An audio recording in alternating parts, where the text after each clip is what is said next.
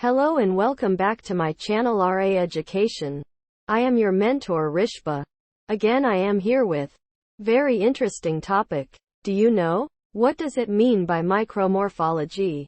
So, let's get started. Friends, micromorphology is the microscopic study of soils and sediments.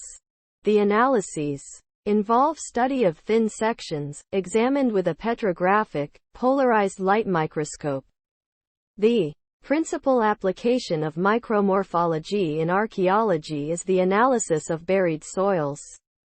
Do you know? Micromorphological characters are of crucial importance in detecting taxonomic and phylogenetic relationships of particular plant groups and have been successfully used in plant systematic studies for decades. Fellows, micromorphology may also be used to reconstruct a historical sequence of events that occurs during pedogenesis.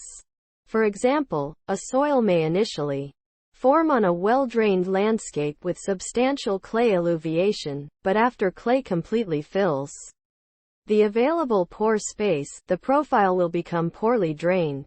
Dear students, the importance of seed micromorphology for classification has long been recognized. Hooker and Thomson, 1860, which can provide valuable information and reliable evidence for the classification of species and a better understanding of interspecific relationships.